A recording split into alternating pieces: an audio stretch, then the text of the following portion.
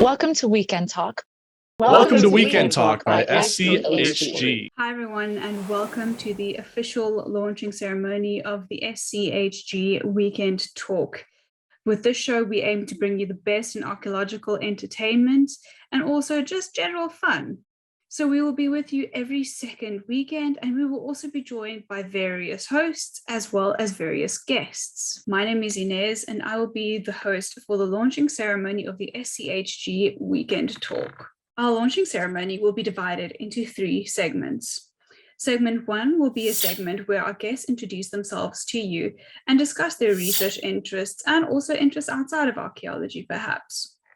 Segment 2 will be our entertainment segment, where we give the guests various images and ask them to either caption or describe the images. The third and last segment will be a shout-out segment. So if you're wondering where to get our guests on social media, this will be where to find it.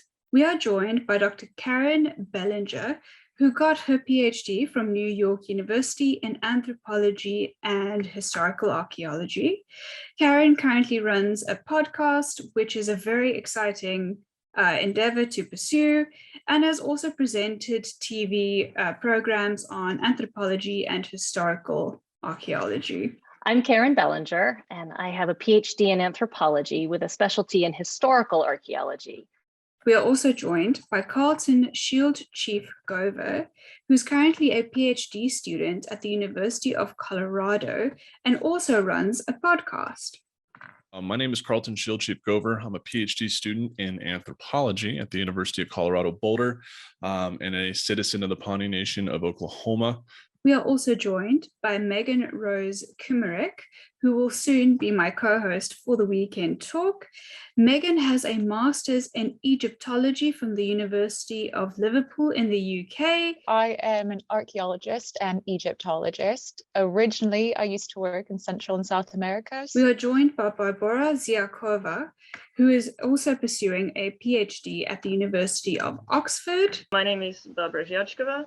I'm originally from Slovakia, but I moved to the UK when I was a very small kid. We are joined by Tumi Dolamo from South Africa, and she is also doing her master's in anthropology at the University of the Witwatersrand. I am from South Africa, born and bred there, currently still living there. And lastly, we are joined by Rachel McMillan, who is currently a marketing professional but has a Master of Science degree in Human Osteology from the University of Edinburgh in Scotland. Hi, thank you so much for having me. My name is Rachel McMullen. Welcome to Weekend Talk. Out of academic realm so much to do more popular media work, which I'll talk more about in a second. There's always this over-romanticization of ancient Egypt. I think it's a crime to continue to work in the field when Anthropologists just study culture, just study things like language and colonialism. History is the best story ever told. It shouldn't be boring, and it does belong to everybody. They worship Satan. I don't talk about aliens. Archaeology in its core, I think, is definitely a public service.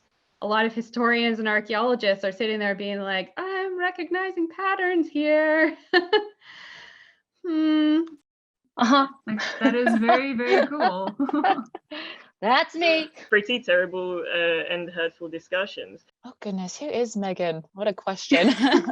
I have a hard time saying no to things. And because Violence is not just something that is taught through language and through words. It's something that you can also pick up through economic crisis, climate crisis, Collapse of Rome, or the French Revolution. The manifestations of violence amongst young men. That relationship is arguably the most important relationship. How you treat the people around you. There was a moment like that, but it was very unconventional. We are producing knowledge and data about the past of people.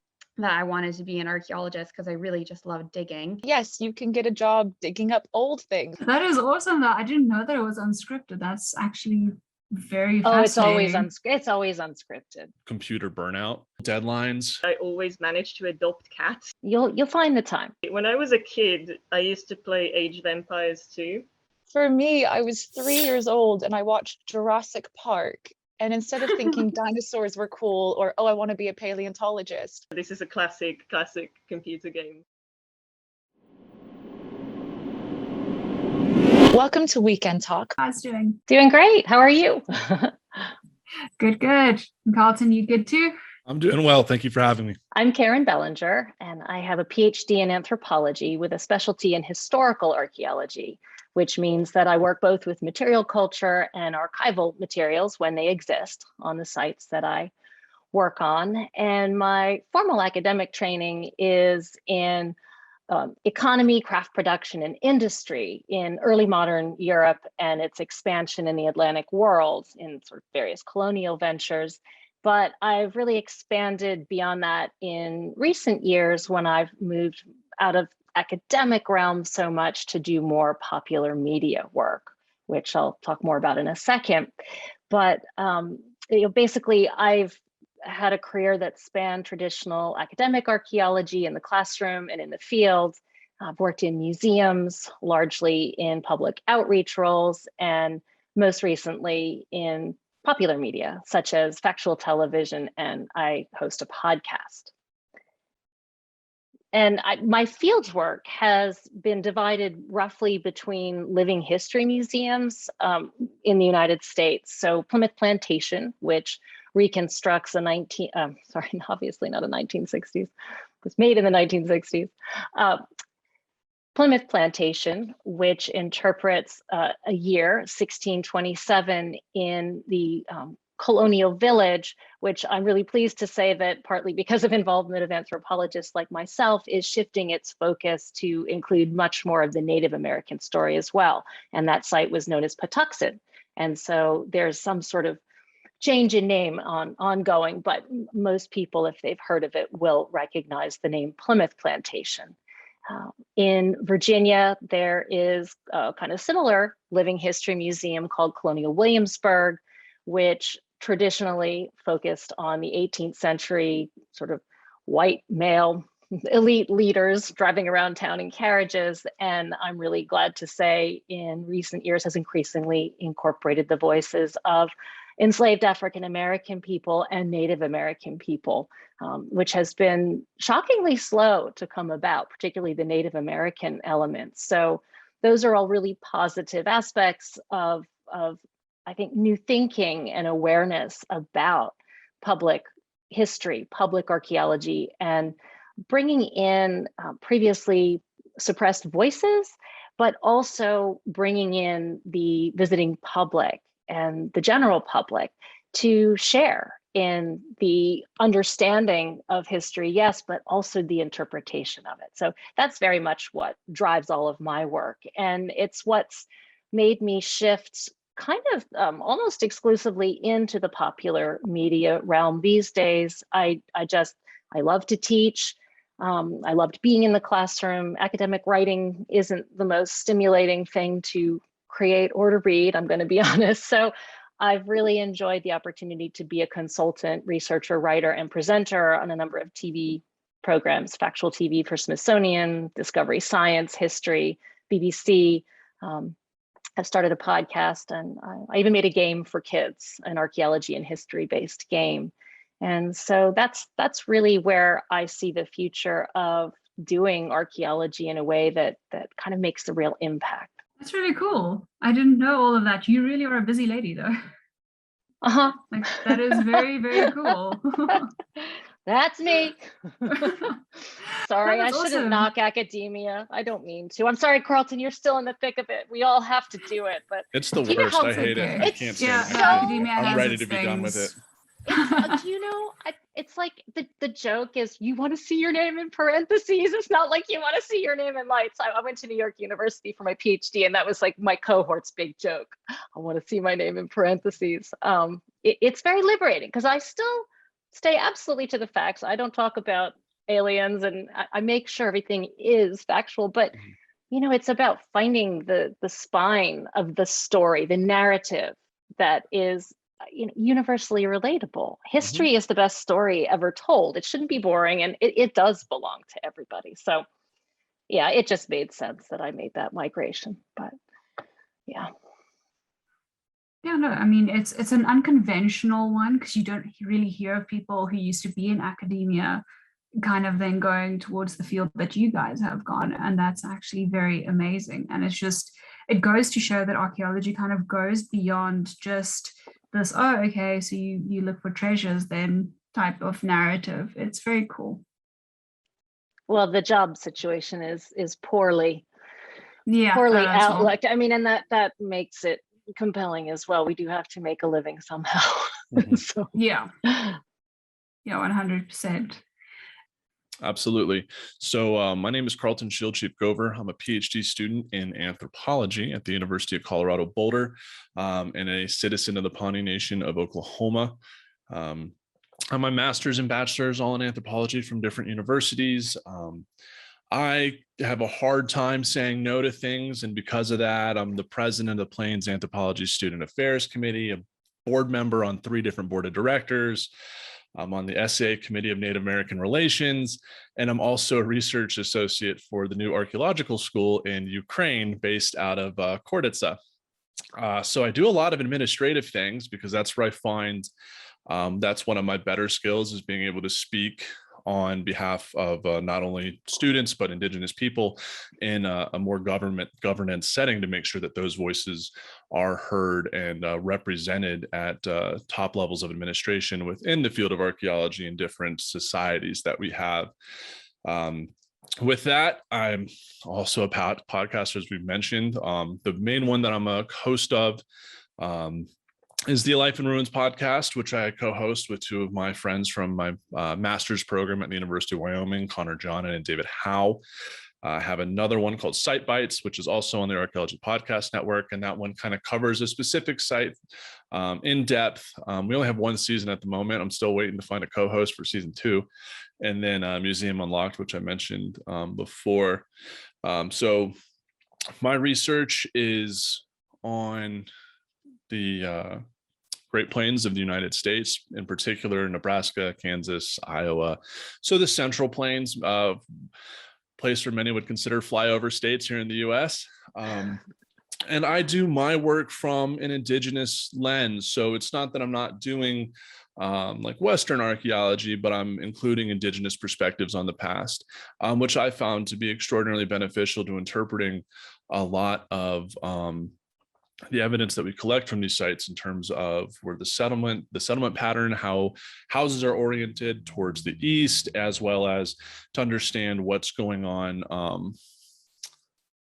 a social level in terms of the idea of ethnogenesis, when tribes begin to think of themselves as the tribes that we know today or the nations that we know today. And I do a lot of my work really with radiocarbon data. Like Karen, I'm not a huge field archaeologist. It's fun. I get paid to do it and teach students how to do it. But I think it's a crime to continue to work in the field when there's so many museum collections that have even never been looked at or need to be reanalyzed because things have changed since the 1960s. So I do a lot of redating of sites and a lot of statistical packages, like creating some probability distributions or Bayesian analysis to do chronologies, because I like to answer questions of how do people change over time. And where I work, we go from the Paleolithic to the Neolithic within the course of 600 years. So that's a really quick flash in the pan. So what's driving that? And so I can tie up my chronologies and my population distributions with climatic effects, maybe what's going on in Chaco or Cahokia, some of the larger metropolitan areas within the US.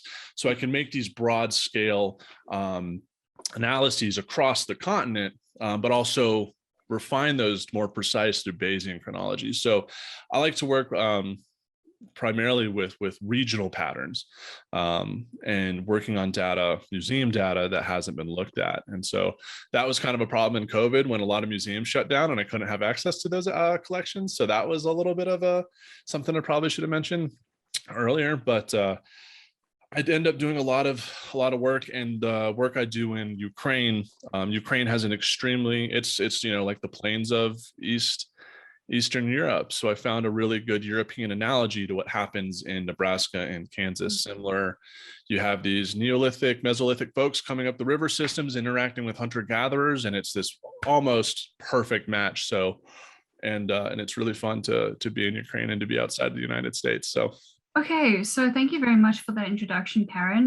There are a few questions, if you don't mind answering them. So how is discussing archaeology on TV different from talking about it on a podcast? What are the main differences between those, you'd say? TV, brevity is key. If you don't make it brief, it'll get made brief in the cutting room, and you will end up being made to say things you never intended to say. So it's its own skill. Okay, and which one do you enjoy more? So if you could choose one to do for the rest of your life, would you rather be on TV or would you rather just do a podcast? Oh, I think I'll say the podcast, because I'm in control of that. And I could talk to as many wonderful people as I like. I mean, I have had absolutely the best time in the past sort of year and a half that I've been recording this podcast. I don't just host it, I research, write, and help to edit it and produce it with production partners who know all the tech stuff. And I have to say, I just feel like I've grown so much just as a person, as well as a thinker. Yeah, TV is it's fun. It's a lot of hurry up and wait, and you really don't have the editorial control over the final story you tell. So you have to be, I find I have to be very savvy in what I say. It's all unscripted, you know, so it's not as if someone gives you a script. So I guess I have some degree of control, but it's amazing how they can turn a story about you know, a 15th century slave entrepot into one entirely about cannibals. Oh, wow. That is awesome. I didn't know that it was unscripted. That's actually very fascinating. It's always unscripted. That, you know, the sort of, well, they're mainly Discovery Science Channel are the programs I tend to contribute to. What on Earth, Forbidden History, Ancient Unexplained Mysteries. You know, they all kind of have similar titles, so I get a little bit mixed up sometimes with them. But yeah, when you see people, the talking heads in the chairs, the experts, and out in the field, as I am lucky enough to do a lot of times as well. Yeah, I mean, there's a story that they're hoping to tell, and you discuss the narrative beats with them, but what comes out of your mouth comes out of your own head. Yeah, of course. That is very cool. And also, you mentioned that you actually have a career as an anthropologist. So I'm aware that in many countries, an anthropologist is very different from an archaeologist. So could you maybe elaborate on that and how it differs in the US to the rest of the world? Sure. In the US, it's actually part of the same whole. So typically in the United States, anthropology is taught in 4 separate subdisciplines or fields. So there's cultural anthropology or ethnography, what people would think about as going out and, you know, participant observing in another culture or a subculture of your own that's different from what you are familiar with. Linguistics, so language-based study, biological anthropology, which has to do with human evolution, and a lot of really interesting genetic and DNA studies these days. A little crossover with archaeology, because they'll often study fossils and other human remains in biological anthropology. So my subfield is archaeology, which is studying human culture through the remains left behind, basically. Karen covered it completely. 4 subfields. We're all anthropologists. We just study human behavior in different facets. Awesome. So yeah, let's maybe start with some general questions just to ask you guys, how do you think the pandemic so far has changed academia and archaeology? Would you like me to go first, Karen? Yeah, go ahead. Yeah, go ahead. Okay, excellent. So I'm a PhD student, so I'm pretty familiar with what's kind of going on, at least in the context of the University of Colorado. and by and large, kind of what's going on in the Western United States. COVID has, that first year, 2020, a lot of archaeological field schools were canceled, the vast majority of which were. So we kind of have this lag of students who weren't able to get properly field trained and therefore weren't qualified for cultural resources management jobs or to do their own excavations. And so now we're kind of seeing a much broader field schools that have more students. And even this past year in 2021, I know there was a lot of universities that still didn't continue it. So we're kind of missing out on some of the more junior archaeologists that we'd usually be seeing this time of year. Oh, yeah. Okay. So I'm decades beyond the grad school experience. So I'm really interested to hear that perspective, Carlton, because it's very different from the experience that I've actually had. Well, I am also an archaeologist who tends to revel in the opportunity to work with existing collections and to re-examine things that have already been looked at. Orphan collections have kind of become a hobby of mine. So I think on the flip side, if I can put a silver lining to this, although, yeah, I mean, this experience for the students who are coming out of grad school is really tough. I mean, I think for individuals in education from kindergarten right on up to adults who've been in school far longer than most people ever dream of have really lost a lot through this pandemic. So I'm sorry to hear that.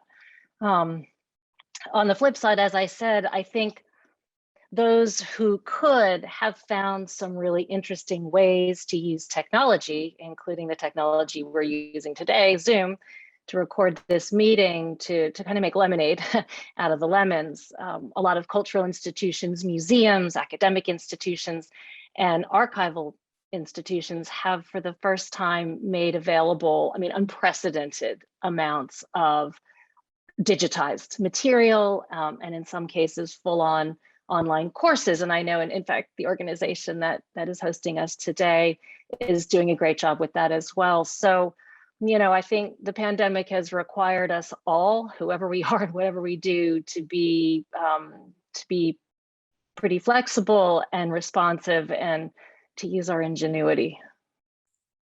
Yeah, of course. I think also because archaeology is a practical thing, so I think it is a bit of a jump for us, especially being used to going to the field at least once a year. It is a bit of a jump to kind of start excavating from home, I'd say, or bringing your lab work home with you. Yeah. So, but also, as you've said, what doesn't kill you makes you stronger, right? So at the end of the day, we find these new ways to kind of make us more comfortable and make us still be able to do our jobs. So from that, though, I want to ask, has the pandemic somehow affected you podcasting, like your content writing? Everyone's working from home now. How's that been for you guys? So maybe, Karen, you can start off.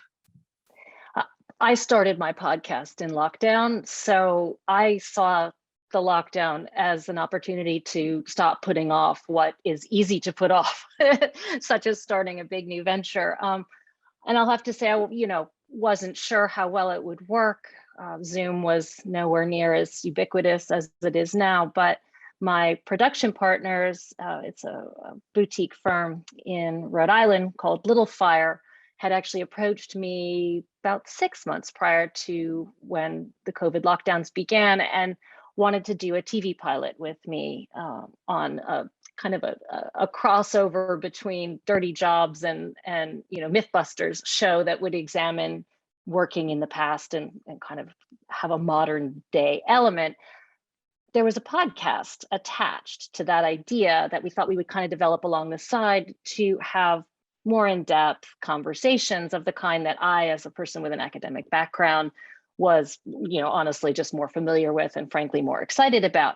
So we just decided, look, we're not going to be making a TV show anytime soon, so let's do the podcast. And we did. And we have recorded 50 plus episodes with people on every continent and time zone.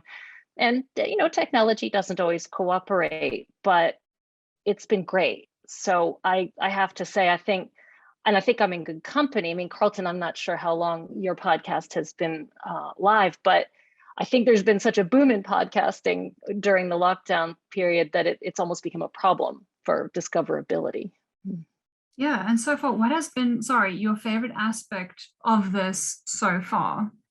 Like of the entire journey, what would you say has been challenging but yet satisfying of starting a podcast during the pandemic? Yeah, I honestly can't comment on what made it challenging during the pandemic because I feel like technology made it possible to do it despite the pandemic. I think that the mandate to do it remotely actually gave me more of a blue sky approach to it, that I could approach any potential guest. My podcast is always a conversation between myself and an invited guest expert in an area. And so I just don't think twice. I don't worry about geography or time zone. And I think that's a freedom that maybe I wouldn't have felt if I was recording even some of them in person in a studio. Yeah, perfect. Carlton, would you like to add to that, or what are your experiences surrounding the podcasting during the pandemic? We started A Life in Ruins back in 2019. So we've been doing it for, pretty much like 9 months before the pandemic hit. With the pandemic, we really didn't see any difficulties finding guests. Everyone was kind of at home. It was easier to schedule them. What we did notice was a lot of computer burnout, with people sitting in their chair all day, sitting on the computer, having them come to do a recording, which they found enjoyable. After the workday was kind of difficult for them, as well as me, and we host it. There's 3 hosts of A Life in Ruins, and we were getting pretty severe burnout as well. And so at times, especially in the height of the summer when we should have all been outside excavating, it was particularly difficult for us to still be inside and recording. However, I'd started a different podcast during the pandemic. We only did 4 episodes. It was through the University of Colorado Museum of Natural History, called Museum Unlocked. And that was specifically, that opportunity arose because of the pandemic. And it was a way for the museum to be more public facing and get out to the public because the museum was closed. Okay, yeah. So if someone else wanted to start a podcast or so, what type of advice would you guys give them? Obviously, this is a very broad question and it's not topic specific, but just kind of some general things that you guys would say if someone wanted to do this, where would they get started? I can hop in real quick. Yeah. At least have an idea for 10 episodes. That's the big one. If you can come up with a theme topic for 10 episodes, you have a pretty good idea for what you want to do. If you are struggling to come up with at least 10 topics, then maybe you should think about restructuring the purpose of the podcast or what topics you want to hit. That was advice that was given to us by our producer, Chris Webster at Archaeology Podcast Network, that we found extraordinarily helpful. Yeah, I kind of related to that. I would jump in and say, I think really have a clear idea of your point of view. For me, my topic is generally history, archaeology, the sciences. Well, that's really broad. So our angle on that is looking at society through the lens of work over time and across cultures. So it is historical, it's anthropological, it's often to do with science and technology, but it's got a really narrow focus. I think otherwise it's pretty hard to come up with kind of a coherent narrative line that is going to attract a listening audience and keep them coming back. People, they kind of get to a point where they're going to expect, they're going to know the kind of content they're going to hear on your podcast. And if you're going to just do a history or an archaeology podcast, that's pretty broad. So yeah, I think it comes down to storytelling at the end of the day, I guess is a simpler way of saying that. Yeah, sorry, don't mind me asking, the two of you are like really, really busy people. How are you guys just not burning out? Because I mean, I spend a day in the lab and I'm like, okay, I'm like done.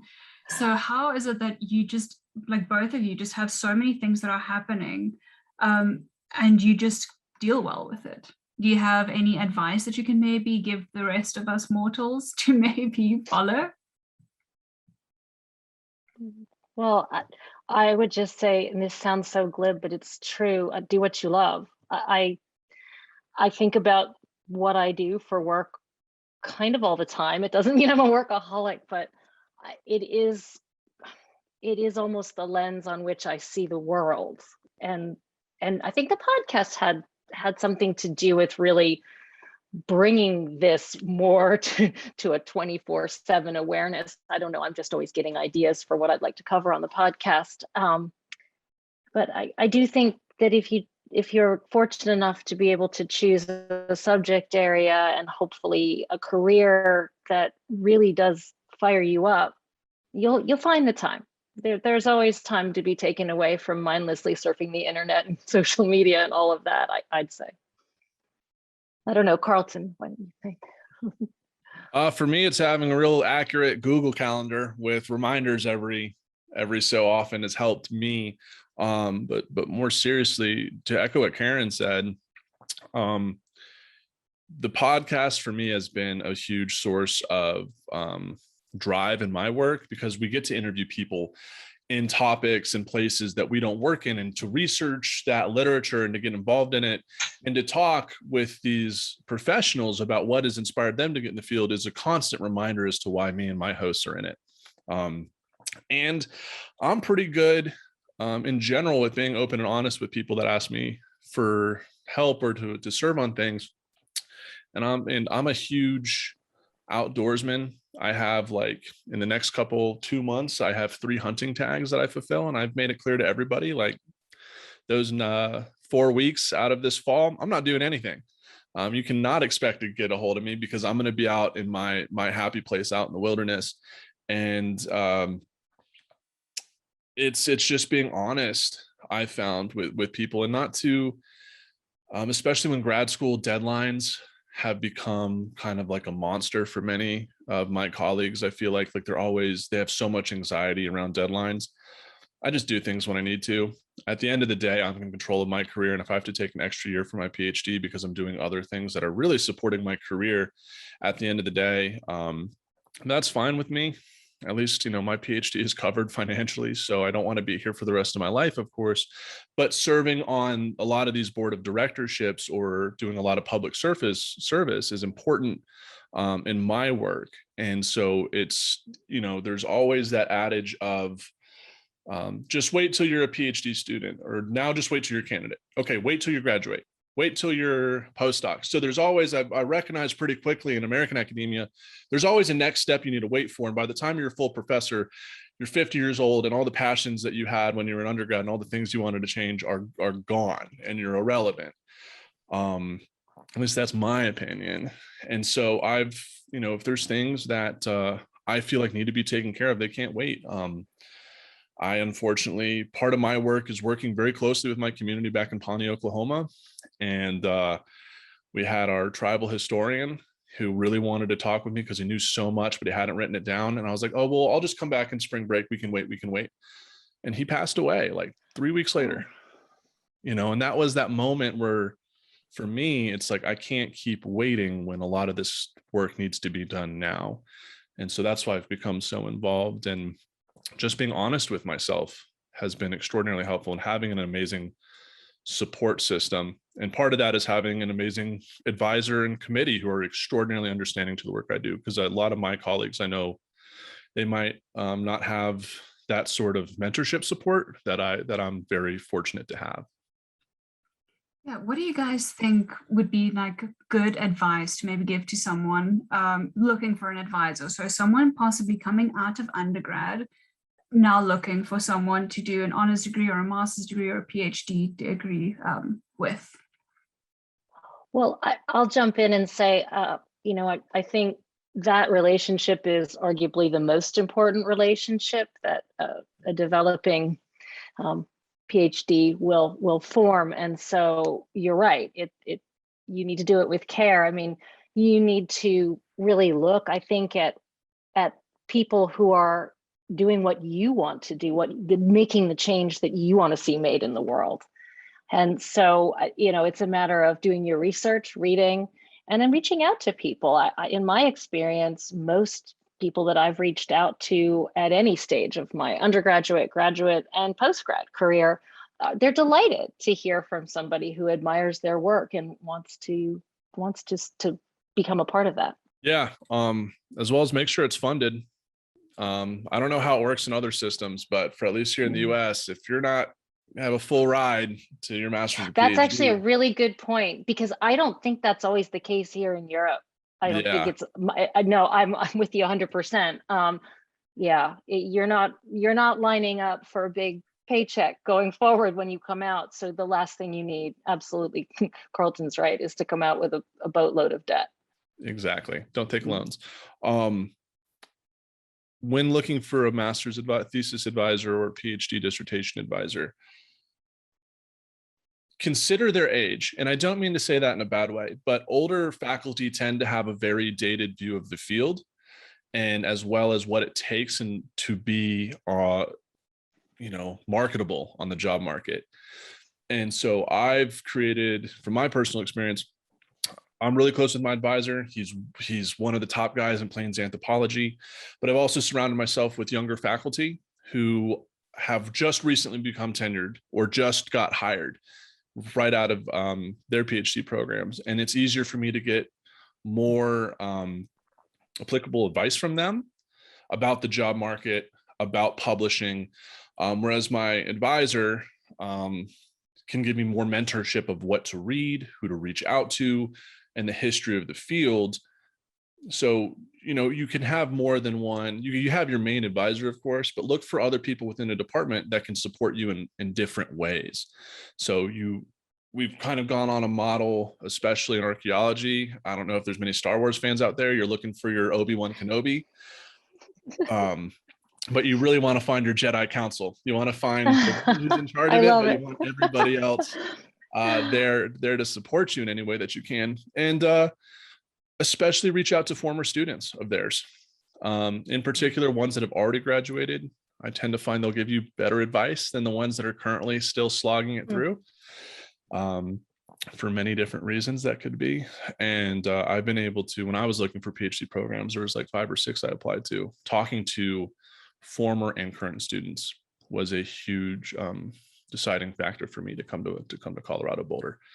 Carlton, I think that's all spot on advice. And and I might add that from my own personal experience, I found that in addition to making connections throughout my own department and university, I actually made connections that were sensible in other departments within my university. So I was in anthropology, but history is very relevant to historic period archaeology. So I made sure I got to know the faculty members I needed to in the history department. In fact, one served on my dissertation committee. But arguably the most useful extra connections I made were in other institutions. So if there are people who specialize in particularly what you hope to study and they're not at your institution, you should seek out the top advisors and the people who are, at all different stages of their career, as Carlton says, elsewhere. Absolutely, 100%. Yes, absolutely. Thank you for adding that. Well, no, I was at NYU and it was the perfect place for me to get my anthropology degree. But historical archaeology isn't really a specialty there. So I did all of my work on historical archaeology through contacts I made at the College of William and Mary around the historic triangle in Virginia. And that's what got me in the door with Colonial Williamsburg Foundation and their archaeological department. It's what got me my first job, and on and on and on. So it's just really important to think broadly. And the internet makes it possible to find people and to reach out to them, most importantly, in a way you never could before. So yeah, just think really broadly about who's going to help you in your personal development. I have 2 committee members on my DIS committee that aren't at Boulder. One's at Augustana and the other's at, Boise State. So I completely get it and support that. Yeah, it's great. Awesome. Thank you guys so much for contributing that. Barbara, please start for us and tell us what your research is about and a bit more about yourself, please. Hey, thank you for having me. So my name is Barbara Ziaczkova. I'm originally from Slovakia, but I moved to the UK when I was a very small kid. And then in the last year, I've actually moved to Finland. I'm an archaeologist studying the Vikings, specifically the Vikings in the East. So what I look at is burials which are in Central Eastern Sweden, in Finland, and in Northwestern Russia. which have so-called Oriental objects in them, which basically means kind of objects from the Islamic world, or objects made to look like objects from the Islamic world. So we're talking kind of like belt fittings of certain types, and coins turned into pendants and stuff like this. So yeah, mostly that research is kind of desk-based research. I've been to some museums and I work from books. I have in the past done some fieldwork in the UK, as well as Europe and Central Asia. And somehow, whenever I go on fieldwork, I always manage to adopt cats in some way, that they just appear and swarm me, which results in this lovely drawing that was done by somebody called Natalia, who was on a dig I was on in Kazakhstan.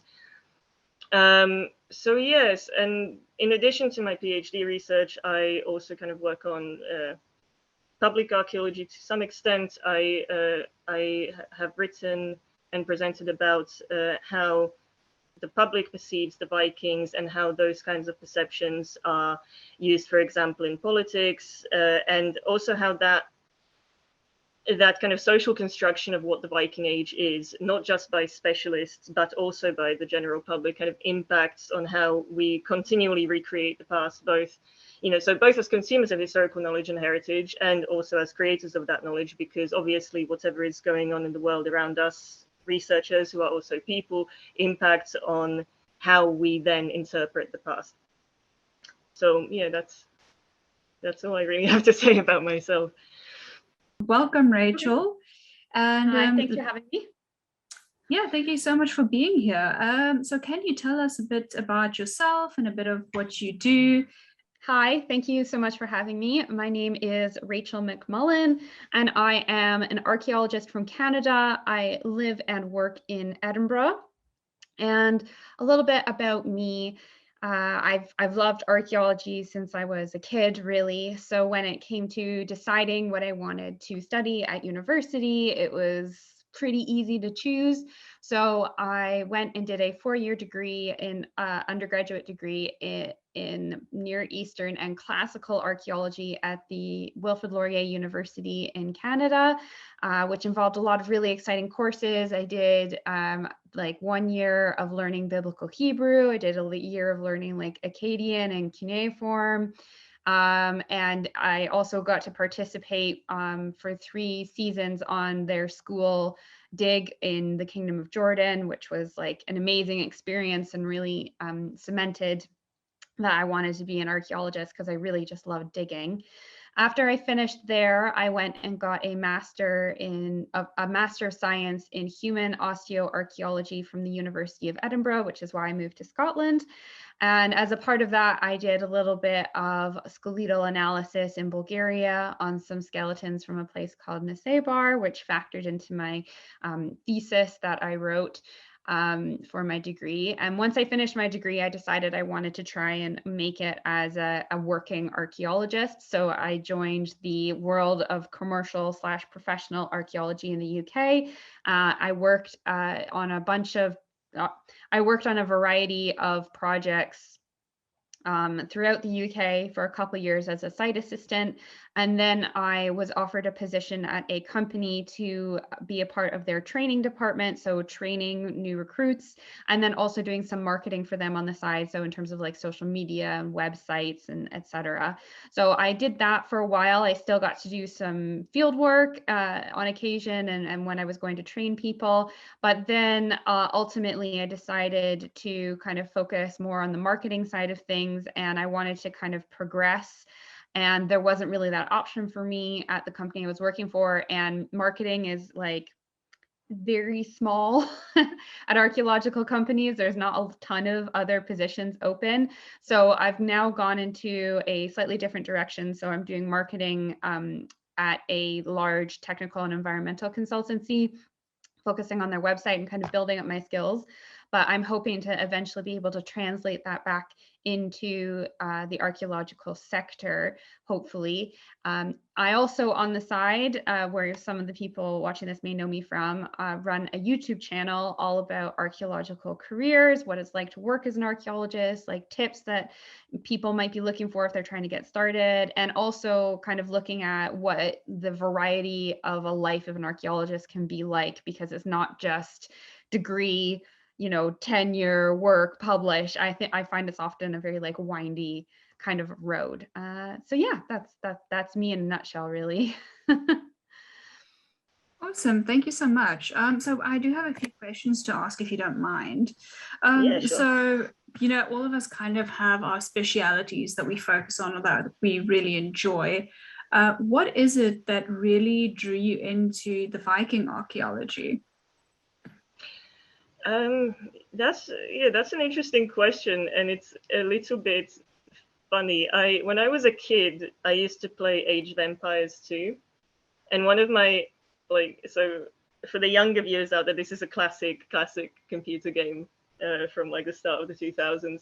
And one of the things that I absolutely loved was that you could set up these battle maps, and you could have like the Vikings go against some, the Mongols or something like this. And it was always kind of, you could end up in kind of strange, potentially ahistoric situations. But then when I was doing my bachelor, I did my bachelor in History of Art and Archaeology at the School of Oriental and African Studies in London. And I was mostly specializing on Islamic archaeology. And then I came across Ibn Fadlan's journey to the Volga and the description of him actually meeting the Rus, who are generally understood to be Vikings. And that just kind of completely sparked my interest from then on, and this is what I've been working on. So I got into the Vikings kind of through Islamic archaeology.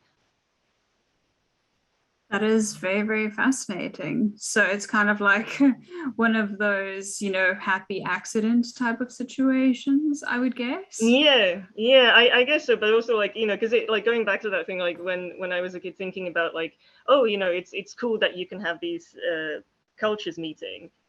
And the fact that, the world has always been so interconnected in some way, it just really, it kind of came back to that childhood moment of playing on the computer, and then seeing that, I could actually study something, which was a moment like that thing that when I was 10, I didn't think was possible. Yeah, of course. So that being said, and you also mentioned kind of the ahistorical nature of some of these games. What is something in your field, like a misperception or something that you wish people understood better or knew better about? That's a good question. I think I'm not entirely sure how to answer it, because it's obviously like with the Vikings right now, it's a huge part of popular culture. Not just because we have the Vikings TV series, we've got Assassin's Creed Valhalla, we've got people, there's the folk metal scene who have Viking metal is part of that. And it's become a huge part of popular culture, a huge part of some people's lives. And there's this, it's interesting how evocative that is for people. So kind of saying, what I wish, the obvious answer would be something like, oh, well, that's Vikings didn't have horned helmets or something like this. But I think it's more that I would like if people who are interested in these things and kind of living them in themselves, people often embody the past. They will, buy Thor's hammers and stuff like this. I think what I would like is for people to really think about why that particular heritage is important to them. And then research, go and read some fantastic books, which are very accessible also to non-specialist audiences, or go on YouTube and look up some really interesting lectures. There are lots of resources out there. So I would like for it to become a thing that people really engage with on a both, you know, from the pop culture side, but also on the historical side in a better way. I don't know if that answers the question, but yeah, no, it definitely did. It was a very good, thorough answer. Thank you so much for that. And on that note as well, if someone were to kind of want to pursue the career path that you're currently following, what tips or advice or so would you give to them? So if, for example, a bachelor student or something came up to you and said, I want to research the Vikings and I want to do a PhD as well, what would you say? I would say go for it if you are sure that you can take that commitment. It's not an easy process. And find a project that you will be happy with and continue to be interested in for the entire time that you are doing it, because you're taking like a 3 to 5 year commitment, really. Also, be in touch with people, email academics, ask them for advice about this, ask potential professors about advice about this. And honestly, I would say, since funding is always an issue, look for positions, for PhD positions, which are at universities which provide funding for that. So like a lot of European universities, for example, will advertise PhD places in archaeology or in certain subsets of archaeology, which are funded, which come with, you know, a stipend that you can then live off of, because it's really, really difficult trying to both do your PhD and then have to work on top of that. That is awesome. Okay, so here are multiple questions for me to ask. The first being, why did you pick osteoarchaeology to further your studies in? Couple different reasons. Well, when I went to Jordan, the first time that we were there, we came across some skeletons, which were medieval Islamic period. And I just really enjoyed excavating them. I liked how like detailed you had to be versus like you're just shoveling stuff out of the way. You have to like, you know, brush the bones and you have to use the tiny trowels and all that stuff. I really liked that. And then I also found, while I was first interested in like ancient Egypt, Mesopotamia, Greece, Rome, I found the more I did archaeology, the more I was interested in cultures from like all over the world. You know, I find Mesoamerican history really fascinating, a lot of Asian history as well. And I felt that when it came to picking a more specialized degree, I didn't want to like limit myself to one civilization, one culture, one period. And so I felt like, you know, everybody has a skeleton, everybody dies, and you find skeletal material across the world. So I kind of thought, well, if I had a specialization in that, that meant that I could potentially end up working on projects from all over rather than just one particular area or time period. Yeah. Okay, that is fantastic and very interesting and very awesome. So Oh, thanks. in this way, how would you say this kind of also, you know, besides working as a commercial archaeologist, led you to wanting to start a YouTube channel, which is doing very, very well at the moment? So how would you kind of, if someone asked you how you ended up here, how would you describe that process? Well, yeah. I had so I started it in 2016, and YouTube was really like kind of taking off as an entertainment app at that moment in time. And I was spending personally like a lot of time watching YouTube. And I liked to watch it when I put my makeup on in the morning, just kind of having it on in the background. And it was a lot easier to do because I just had it on my phone rather than needing to have my computer open. So it was really nice and portable. So I had been watching quite a few like lifestyle kind of channels, and one person in particular, which I've talked about before, she was goth, and all of her videos were about, you know, what it's actually like to be a goth, and you know, this not all of these like preconceived stereotypes that people have about them, where like, you know, maybe like they worship Satan or they just, you know, they like to just hang out at graveyards, that kind of stuff. But actually what it kind of involved in a kind of a behind the scenes. And I kind of was thinking about how a lot of the stuff and misconceptions that people have about Goths, maybe people don't have the same misconceptions about archaeologists, but we also suffer a lot from people not really knowing what it's like.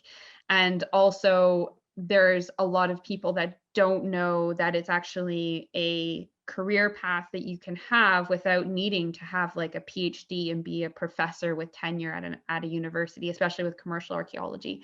So my kind of inspiration was, I was like, well, I can kind of talk about the life of being an archaeologist. I feel like people might be interested in hearing what that's actually like versus what, you know, movie and film, TV shows tell you. And then also I could maybe use this as a way to pass on some of the knowledge that I've gained working as an archaeologist onto the next generation, because, you know, they're like, the more places we have for people to find that knowledge, the more people will come and join archaeology. And I had noticed there wasn't quite a lot of that on YouTube at that point in time. And, you know, Badger in the UK, the British Archaeological Jobs Resource, is a great place to look for jobs, but, you know, it might not be so easy for some people to find if they don't know what they're looking for.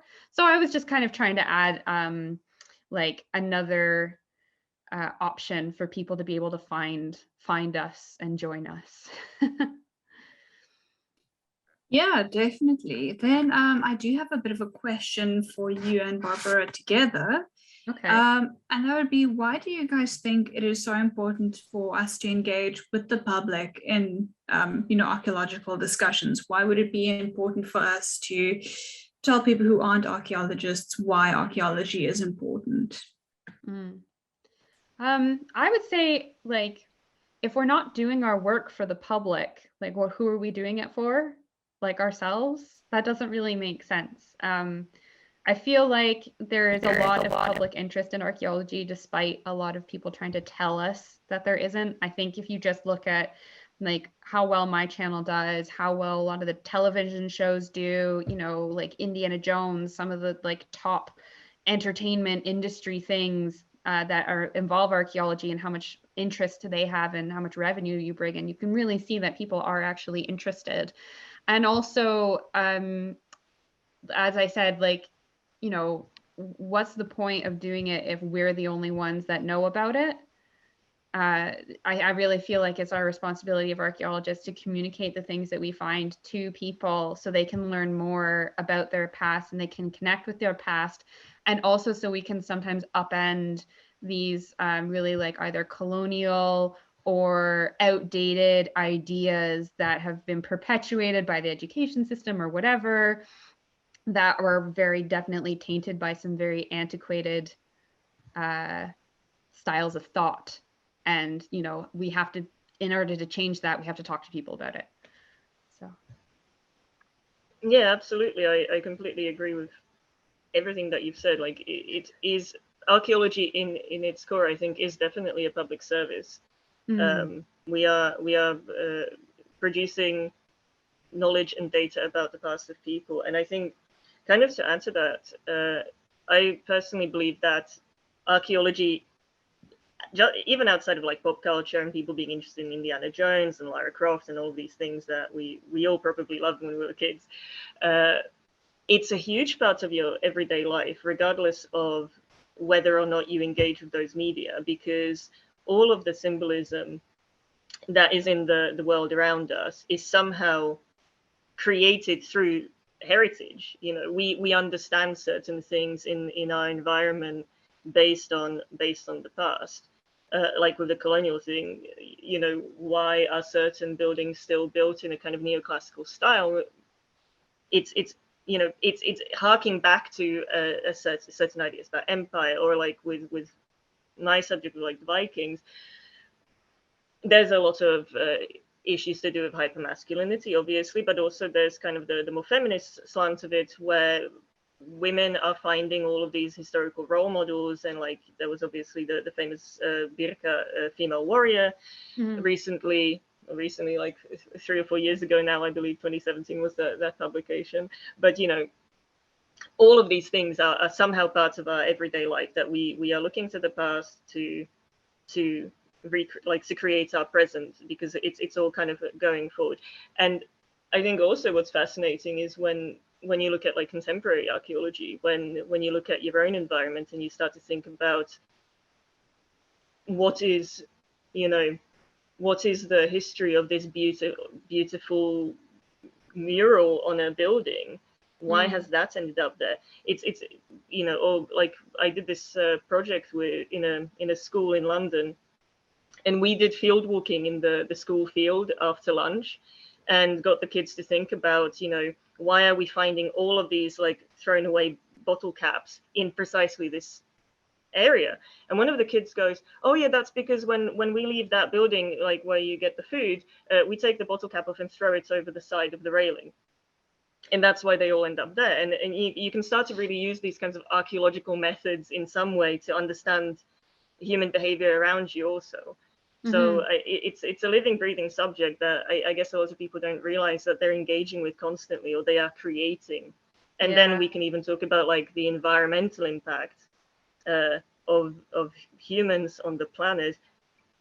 And you can use archaeology to understand that also. And it's all kind of, we aren't disconnected from our past. So you often talk about the past as this kind of thing that's it's an other, it's away from us, but it's very present in our lives, and it's very present in how we engage with everything around us, in my opinion. I think that's a really great point, Barbara. I think it's one of those things, you always hear like hindsight's 2020.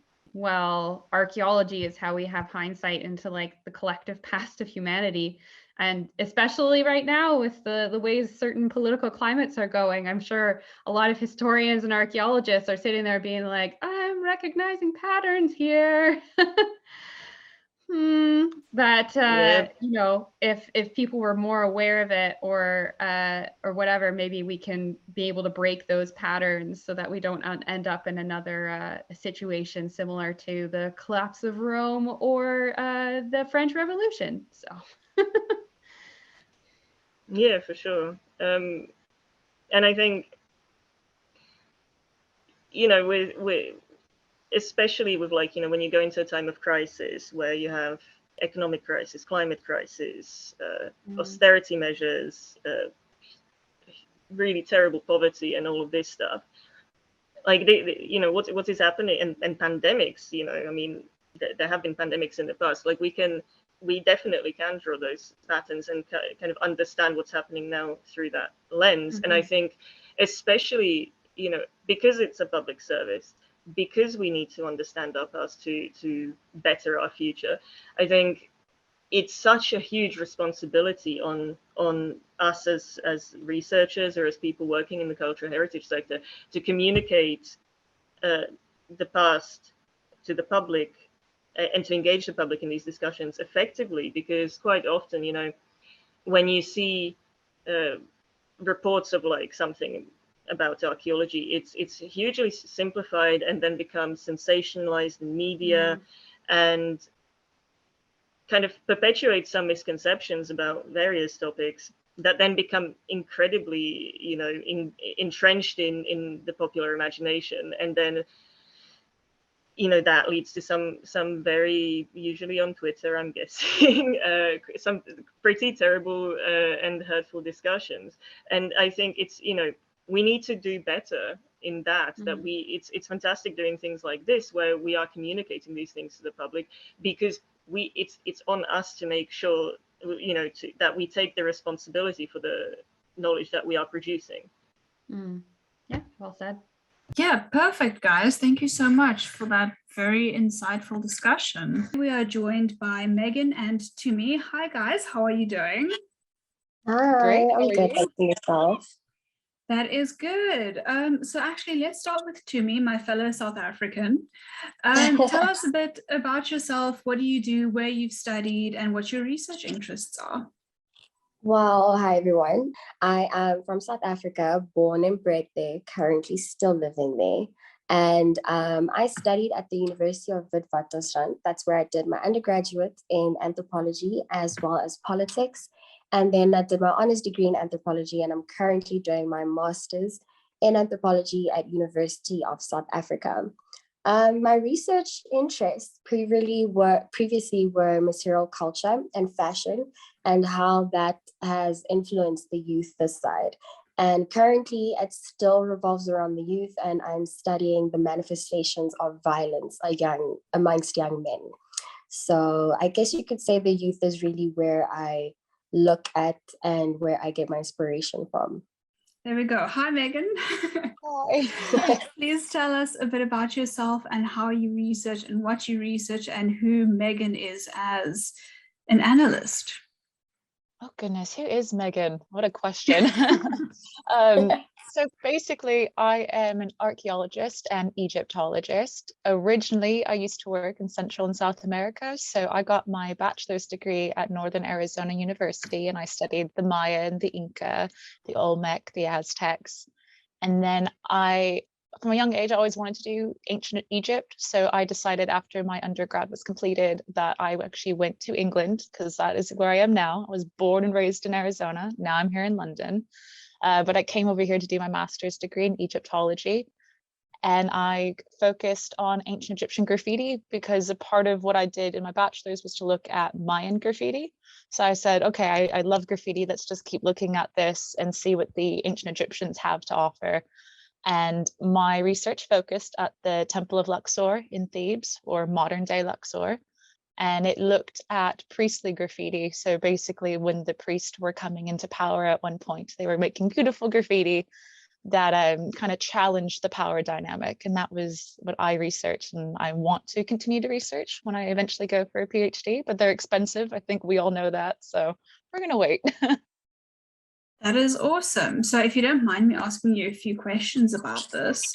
Yeah, so sure. relating to this a bit more to archaeology, for example, in what ways do you think fashion helps us to express our heritage?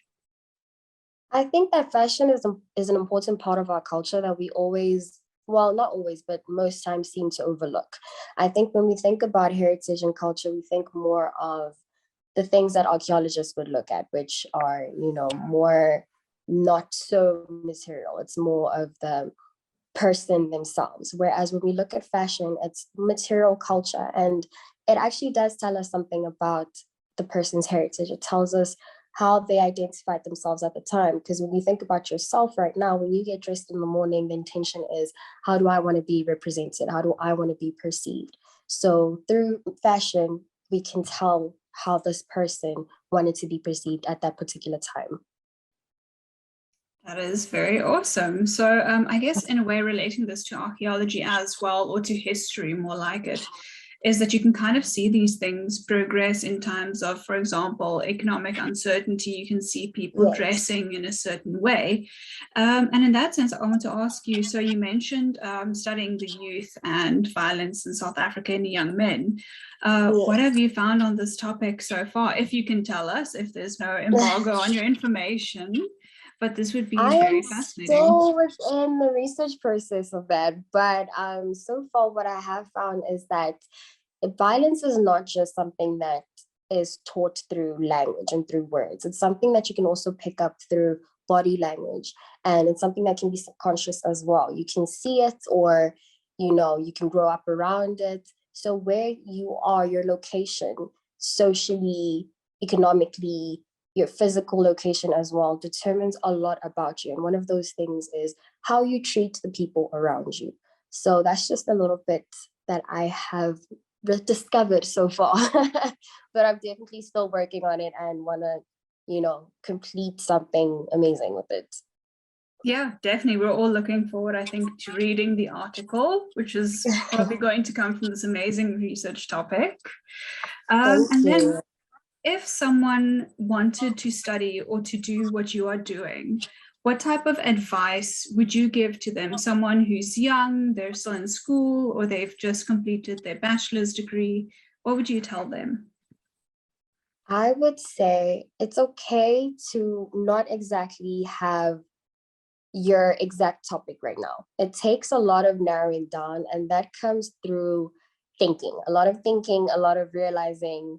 And most of the time, inspiration for your topic is something that you see around you. You don't always have to look too far. So just be a little bit patient and trust in yourself a lot, and you'll definitely get there. Awesome. Thank you so much, Tumi. That was very awesome and insightful. So let's move on to Megan. I do have a few questions for you as well. And it's, well, you've maybe kind of partly answered this question already, but what is it that inspired you to study Egyptology? So most of us have kind of this, I don't know, cute little childhood backstory, I guess, watching Indiana Jones or something. Was there maybe a moment like this for you? There was a moment like that, but it was very unconventional. So usually people say I had like a Egyptian book that made me love it, or oh, I saw The Mummy, which by the way, best movie, love it. But for me, I was 3 years old and I watched Jurassic Park. And instead of thinking dinosaurs were cool or, oh, I want to be a paleontologist, I just saw the opening sequence of them digging up old things. And I asked my mom if that was a job. And she said, yes, you can get a job digging up old things. And I said, that is what I want to do. And so she turned my entire backyard in the US, so it's pretty big. She took half of it and turned it into a sand pit for me and would bury my toys in the Arizona summers, which are about 100 degrees Fahrenheit. And then it was in Celsius. I mean, you're looking at like 40 to 50 degrees Celsius in the summers. And I did not care. I would dig up my toys and I loved it. And it got to a point where like my grandfather used to travel to the Middle East and he would bring back trinkets and things that he got from the markets. And I said, oh, Egypt looks amazing. That's incredible. And he was like, well, you could go there one day if you wanted. And I was like, can I dig up old things there? Because that's the dream. And that's how I kind of fell into Egyptology. I was like, yes, old things I can dig up and that I enjoy and I love the culture. And it just delved into such a passion for mine. So as much as people could say, yes, The Mummy did it, nope, it was Jurassic Park. They got me. I absolutely love that story. That is so cute. You have very dedicated relatives, like really nurturing that kind of, passion of yours from a young age. That's awesome. So getting to the topic of things like The Mummy, for example, what misconception do you wish that people would stop thinking in your field? Oh, there's so many. I think there's always this over romanticization of ancient Egypt and how it's like a bunch of these lightly skinned people building incredible things and everything's like a ritual and it's all mystic. And I kind of wish that they realized that these are African people with their own rich culture and it's not all ritual, it's just their everyday lives. And sometimes when you look at The Mummy, you just see something so fantasizing, like fantasful, like, and it's not necessarily like that. I still think it's romantic and incredible, but not because of a ritual or a mummy or like Brandon Fraser. I mean, yes, he is magical, but it's just, I think people have this idea where if you're going to go into archaeology in any field, it's always going to be the big ticket items. So all the temples and the tombs. And at the end of the day, what makes it the most incredible job in the world is to learn about the average person, the everyday person, and what they did, and how they're not too dissimilar from you, even though they are vastly unique in their own ways. So I think that's the big one. The other one would just be they think I use a brush to excavate, and I do not brush anything unless it's a bone or very, very fragile ceramic. But if I excavated with just a brush, I would be there for years. This is very true. And sorry, I actually want to turn this question to me as well. Obviously, every field has its misconceptions. So what is one that you would want to debunk or want people to stop believing about your field? When it comes to my field, I think the one thing that I would want to debunk is that anthropologists just study culture, just study things like language and colonialism. It's a lot more than that, that all does tie in at some point. Yes, colonialism for Africa does come in at some point, but that's not all you have to focus on. You can take anything that you're interested in, that you're passionate about, and just ask yourself why, and ask yourself all those questions, and you can be an anthropologist. There's a whole lot more to it than just colonialism. And we're not all boring. Yeah, well, I guess I could say the same for us. Like, you guys all dig up dinosaurs, right? Even though you all started Yeah. with Jurassic Park, Megan. It's still, mine, funnily enough, started with Magic School Bus, the dinosaur edition. So I guess it starts, with dinosaurs in some way. Do we have to smash a buzzer when we know the answer? Caption the video. Oh, He's ready for his camera moment, so he can become an internet celebrity. Like, it looks, I'm going to call it a he. It looks anatomically like a he. Sorry. A leopard because of the spots? We had to dissect them when I was in graduate school. inject yourself with Cleopatra, and she could come alive in your head, and you'd have this historical figure living in your head. What is? Excellent. What is that coming out of its nose? Is that a horn? That's gorgeous. Ah, interesting. Looks like a fish with. Yeah, you were getting there, so it's all good. All right, no, I read it on Facebook. They've traced living descendants of Utsi, the Iceman, Being injected with Genghis Khan, or Absolutely, yeah. A very sad. in her late 20s and has 7 PhDs and everything. You win that. Yeah, I have no idea. Archaeological scary movie. So like Yeah. every kind of female side character in Dan Brown. You got this, girl. We believe in you. How did I end up on this spot? Considering, it is spooky season. My ancient Egyptian hipster look. Kind of. A 3,800-year-old statue. That's a narwhal. It looks like a narwhal to me.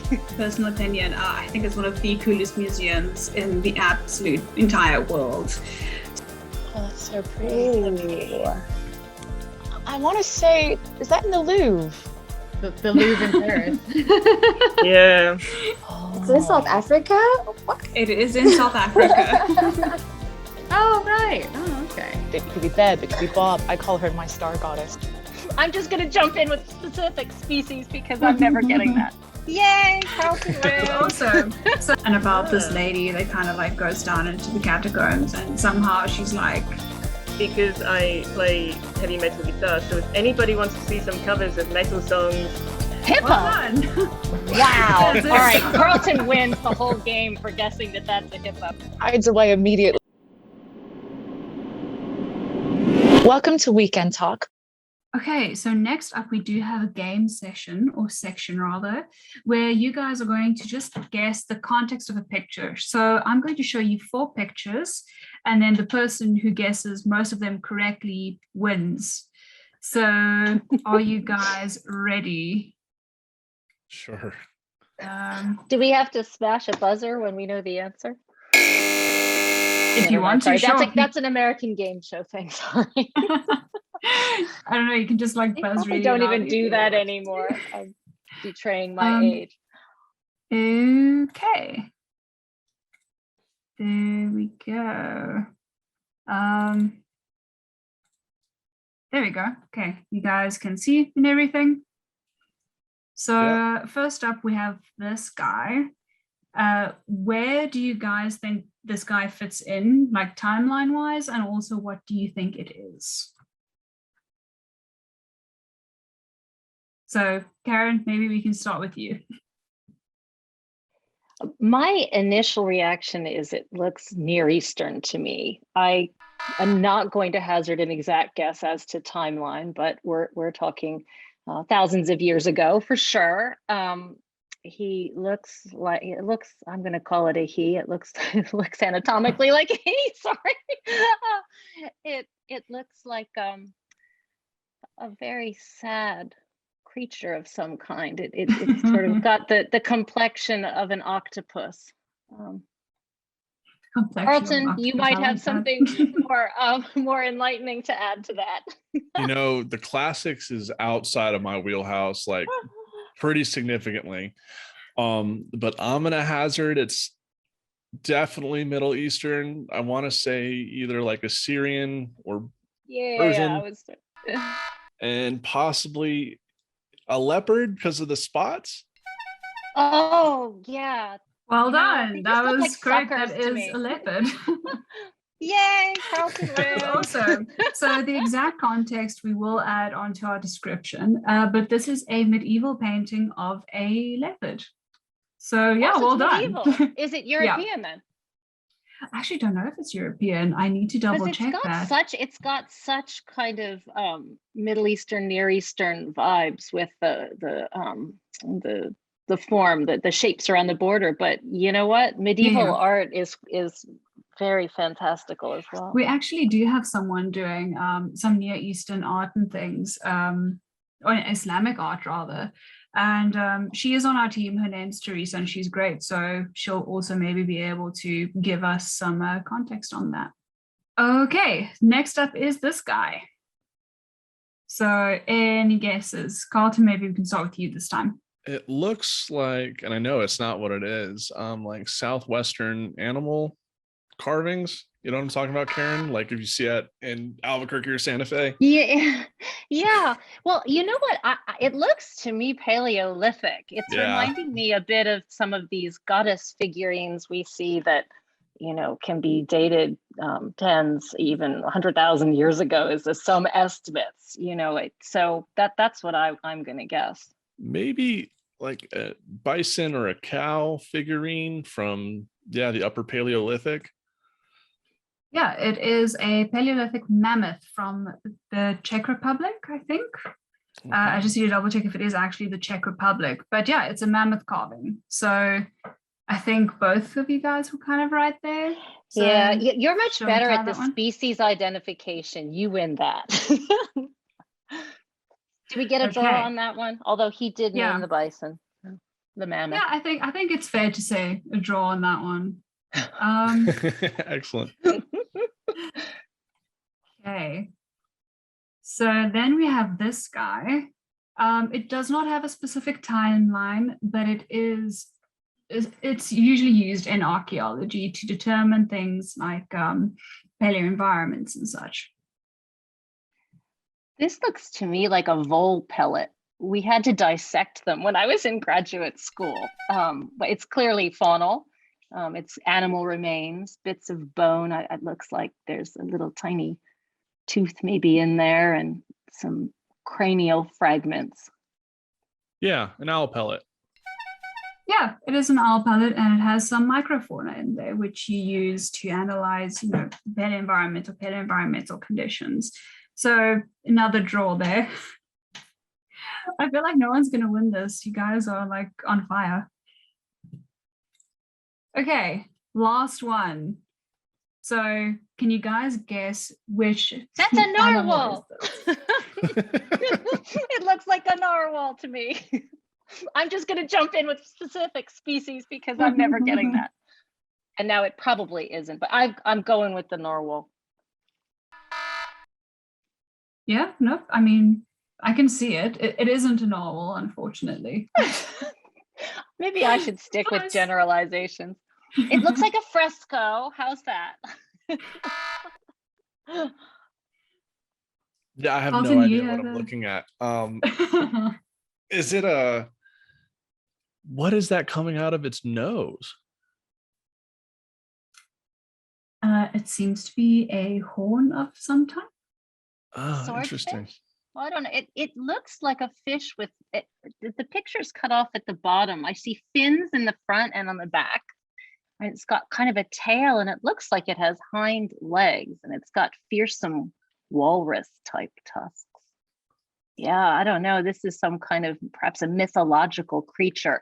This looks quite classical to me in stylistic terms, just the border pattern. And as I said, it looks like a fresco, a wall painting. So this is apparently a painting of a hippo. Yes. Hippo. Well done. Wow. All right. Carlton wins the whole game for guessing that that's a hippo. I've never seen a hippo. It was the tusks at the bottom. Like I couldn't figure anything out, but I was like, I only know of one thing that has tusks like that, and that's a hippo. I mean, that was a good, fair guess. Well done. Thank you. So you can watch the video and then try to caption it. caption the video. Oh god. Yeah, like what would you say this is? If you posted it on Instagram as a meme or something, this would be what? Okay.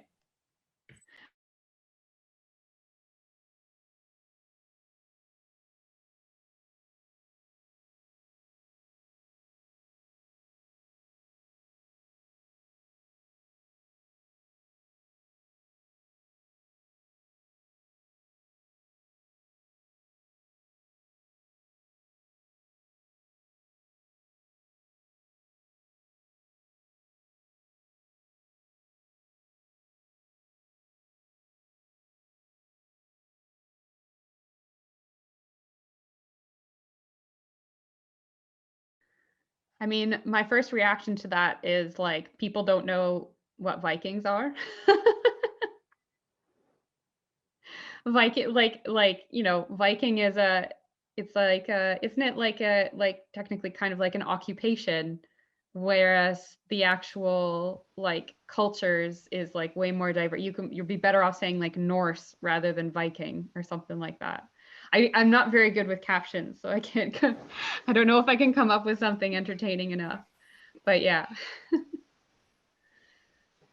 Yeah, no, it's fascinating how this kind of like, you know, the technology that is at our disposal, right? Like to look into the genetic past of individuals has kind of gone into this, like how many percent Viking are you? How many percent Roman are you, or something like this? How many percent samurai are you, or something like that, you know? Absolutely, yeah. There was a really great thing that came out the other day about how they've traced, or no, I read it on Facebook. They've traced living descendants of Utsi, the Iceman, to like living within the area of like 10 descendants who live within the area of where he was found, which I think is a really interesting concept of like being able to trace yourself to some of like the oldest or like famous individuals in history outside of being like an aristocrat. If that makes sense. I read a really interesting fictional novel where in like an alternate universe they had discovered how to like something about how like to basically to like genetically resurrect people, but like only as a personality. So you could like inject yourself with Cleopatra and she could like come alive in your head and you'd have this like historical figure like living in your head. What is it called? I can't remember what it's called. It's called there's 2 books and I've only read the one, but one of them is called Channeling Cleopatra. I think I've done a really bad explanation of what it's about, but it's quite interesting. So like they have basically like a bunch of people discover the genetic material of like Cleopatra, Mark Antony, and like some other famous people, and they inject them in some way, and then they become these like historical figures. It's really weird, but it's quite interesting. I mean, that's very cool. I mean, imagine like being injected with Genghis Khan or yeah, or like the stuff that you'd be able to know from like rediscovering that person, right?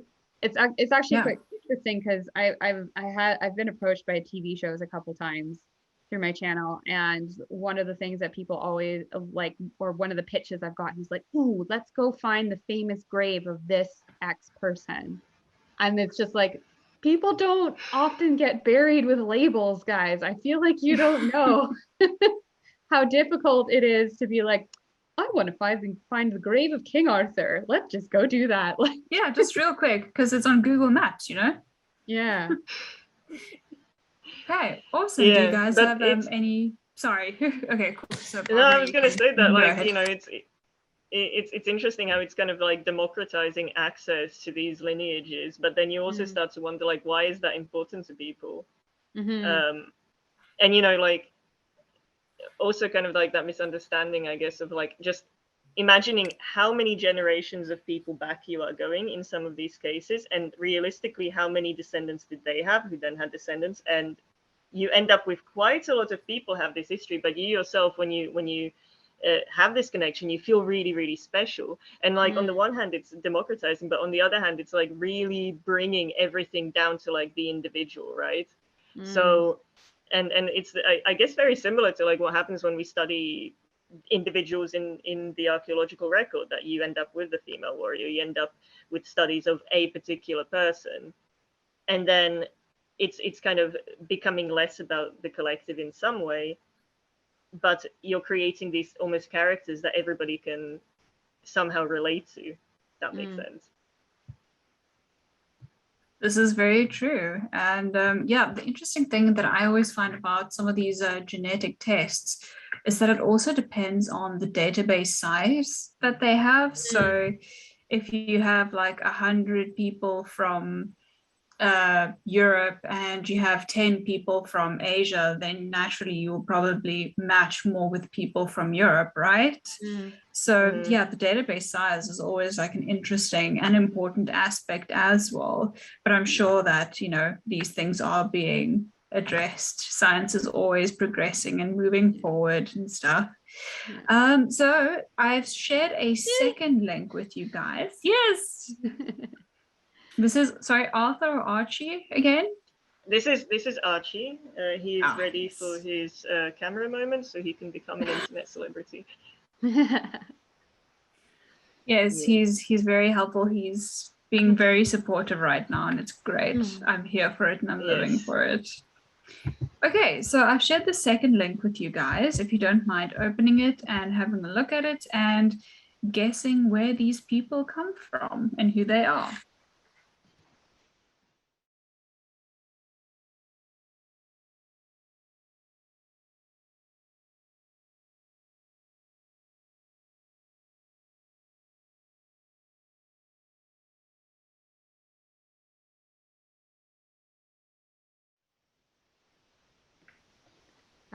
My guess is either like South American, like Andean, like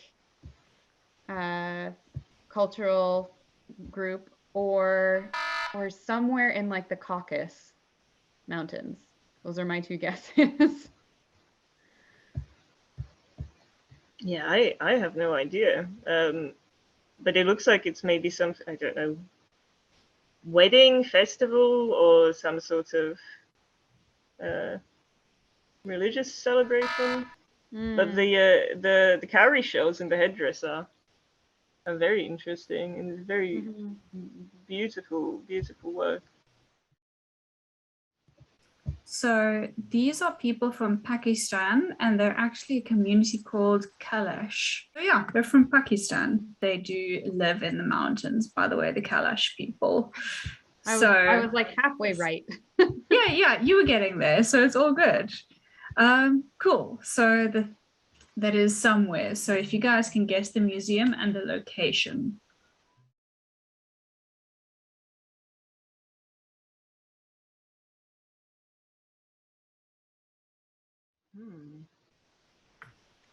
My first instinct is somewhere in the Gulf, but yeah, that's my guess too. It's like UAE. I'm trying to think if there's any like famous museums that I've heard of being built. And the only one I've heard of is the new one in Cairo, but I don't think that that's in Cairo. I'm thinking of the in Doha, I think, Museum of Islamic Art, but I don't know. The roof is spectacular. That's really pretty. I mean, you guys are getting very, very close. Like, you're almost on fire. That is how warm you guys are. Ooh. So this is a museum from Abu Dhabi in the UAE, and it's also called the Louvre Museum. Oh, right. Oh, okay. Yeah. Okay. The Louvre in Paris. Yeah. Yeah, there you go. Interesting, though. How, yeah. I have to say, like, I've always found that the glass pyramid thing strange. How and somehow, I don't know, somehow kind of like dissonant in those surroundings. I find it really crazy how like it looks like it's a palace, and then you see this glass pyramid and you kind of think like, oh, that's like an art installation, and then you realize that like the entire there's an entire part of the museum that's underground underneath the whole palace. And then you think about what they would have, like the process of building that, just like so crazy.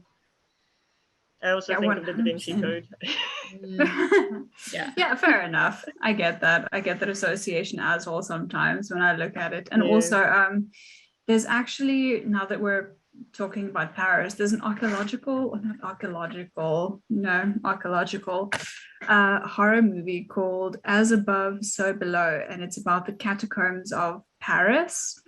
And about this lady that kind of like goes down into the catacombs, and somehow she's like in her late 20s and has 7 PhDs and everything, and just like smashes artifacts and stuff. And so like every kind of female side character in Dan Brown. It just reminds me of how like every archaeological movie, particularly Indiana Jones, it's like you can suddenly like translate entire texts from like 3 different civilizations without having to like write out the transliteration first and then spend like 3 hours figuring out how that translates into good English. Like, yeah, please stop. You're making the rest of us look bad. Like, please. But it's probably because these guys have that technology where you can inject yourself with like the knowledge of a person from the past, right? There you go. There you go. Yeah, fair enough. But I mean, check it out, considering, you know, it is spooky season. So go ahead, check it out. I think it's on. I'll take your word for it. Yeah, this one's not that bad. I don't know. It depends on what your scale of bad is, maybe. I don't know. But give it a watch if you're interested and you are keen on an archaeological scary movie. Okay. I'm going to ask you to do another caption this. So if you were to turn this into a meme, what would your caption to the meme be?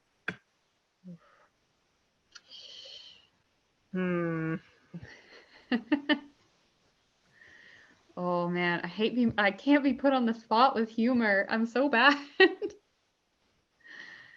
It's fine. Just anything that comes to your mind. Literally anything. Frustration. How did I end up on the spot? Yeah, well, fair enough. And also, how am I going to get off of it? That it reminded him of someone, you know, posing for computer browsing like this. Yeah. Well, there's the meme of the guy who's like, it's a stick figure and he's like this, and he's just looking at a computer with like a very angry face. Yeah. That's like the ancient version of that. Yeah, ancient. Yeah, somebody must have like gone to like these kinds of classic memes and looked up artifacts that look like them. Like that would be a gold mine for that would be a gold mine. We should be getting on that. Yeah, there's a Facebook. I require a 10% cut of all of your profits. There's a guy on Facebook, and he's got a Facebook group or a page that's called like classical art memes. Yes. Yes, that one is excellent for sure. Yeah, so go have a look at that. It is a 3,800-year-old statue resting its cheek upon its hand. Apparently, it is part of a decorated jug from Jehud. I am hoping that I'm pronouncing this correctly, and it's pottery, as I have mentioned. And then the last, sorry, I know I said this one was going to be the last one, but we have one more kind of a surprise one to do, and it's actually aimed at Barbara more. So who do you think this is?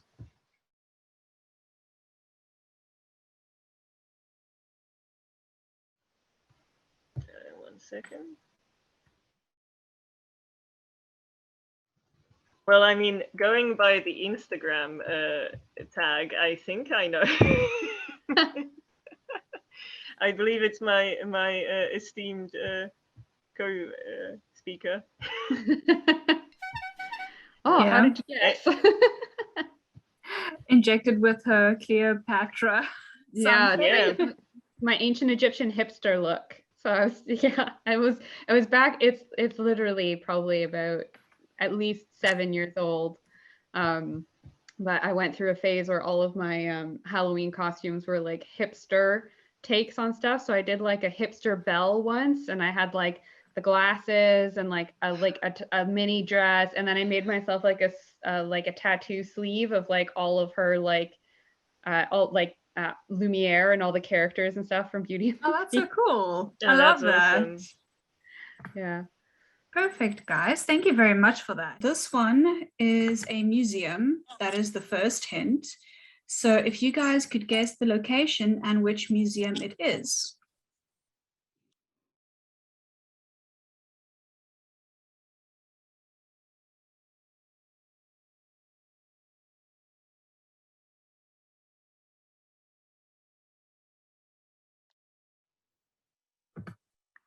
Oh my gosh.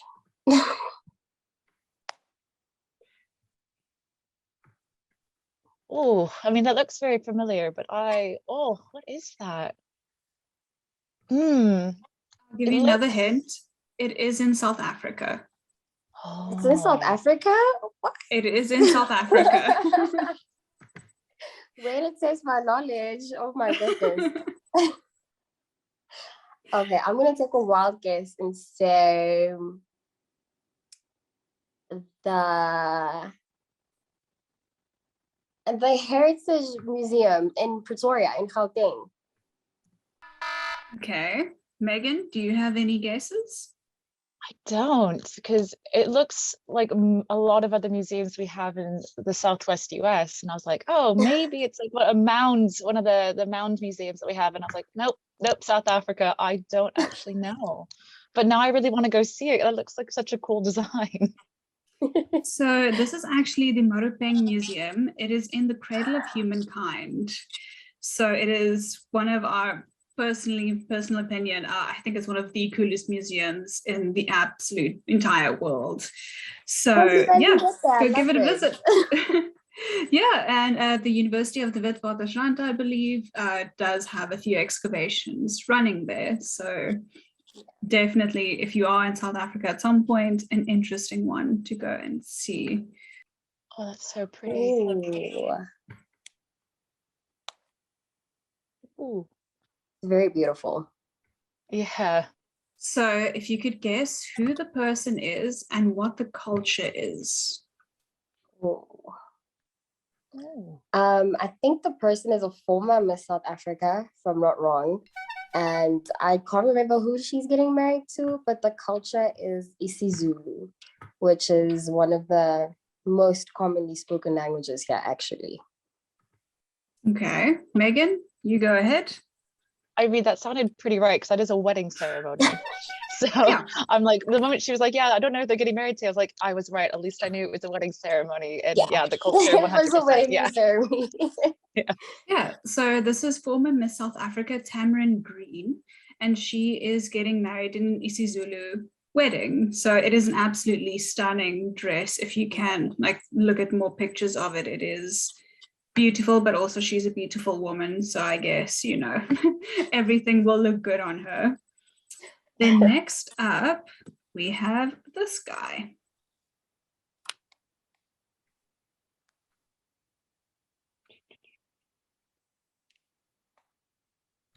Oh my goodness.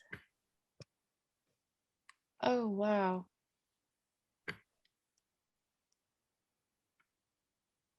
Okay. Is that a horn? That's gorgeous.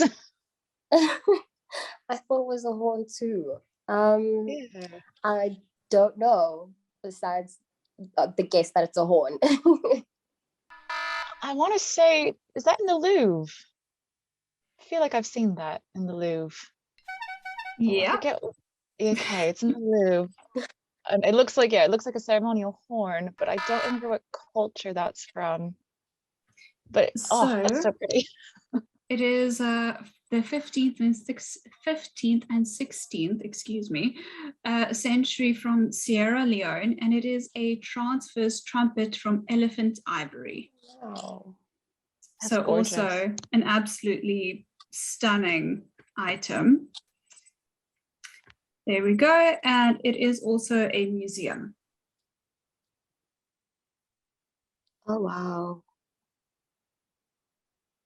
Oh, that is so pretty. That's gorgeous. But is that the, I haven't seen the outside of it. Isn't that the new Grand Egyptian Museum? Is that like what they're planning for the front of it? Oh, I've seen the inside and I'm like, the inside's great. It's I the was Grand definitely gonna Museum in guess Cairo. Egypt. Yes, I was gonna guess yes, Egypt yes. because of the pyramids, but I didn't know what it was called. I was just like, I saw a pyramid there. Yeah, no, I mean, absolutely great guess. So yeah, this is the Grand Museum from Cairo. Beautiful. Okay. Well, kind of relating to Egypt again, the next, well, that is your hint for the next No image pressure. that I'm about to share for you guys. Yeah, Megan, like, you got this, girl. We believe in you. Hides away immediately.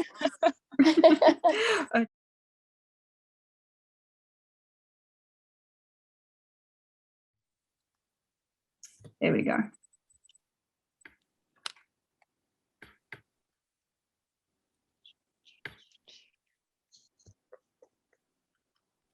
Cool. Oh, so you have like the goddess Mut over you, and what are they up to? Egyptian drawing. Yes, oh, that's so pretty. Oh, It's gorgeous.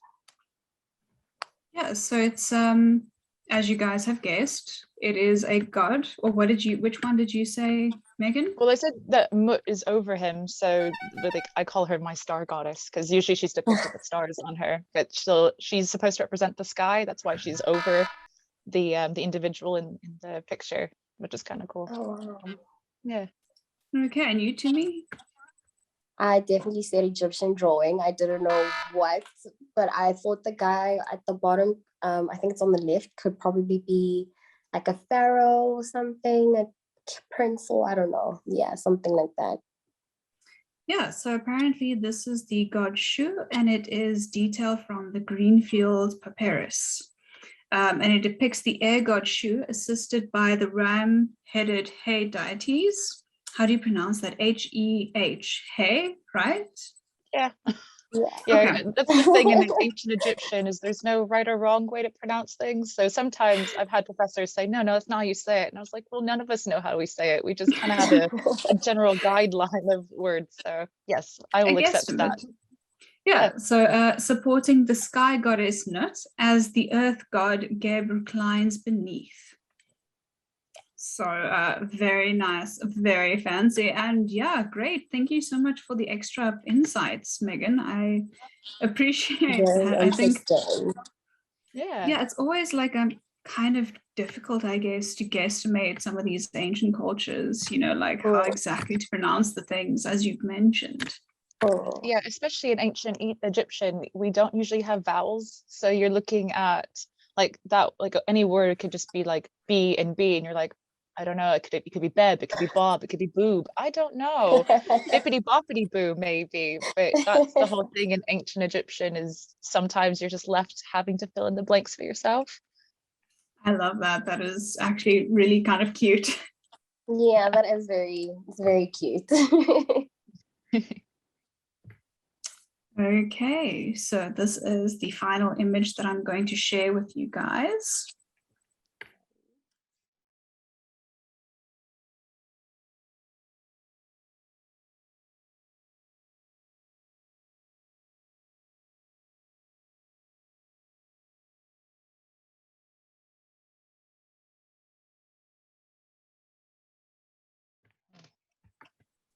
So you guys can guess the location and what it is, what it represents. Oh, I can zoom in. That's helpful. Let's see. It reminds me of when I was in Jordan and how a lot of the buildings are cut into the mountains in the back. So I'm gonna say it's somewhere in that region, but I'm not sure. I'm not sure either. I was gonna guess like either Vietnam, Philippines, somewhere there. You know, I'm not entirely sure though. And it looks like they're on like an agricultural farm or yeah. Okay, yeah. So these images are actually from the Bamyan province, sorry. Don't know what's all my tongue twisters today. And it's with the ancient alcoves that once housed the Bamiyan Buddhas dated to the 6th century carved into the rocks behind them. These world-famous Buddhas once stood at hundreds of feet tall.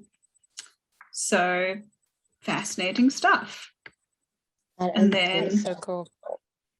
So cool.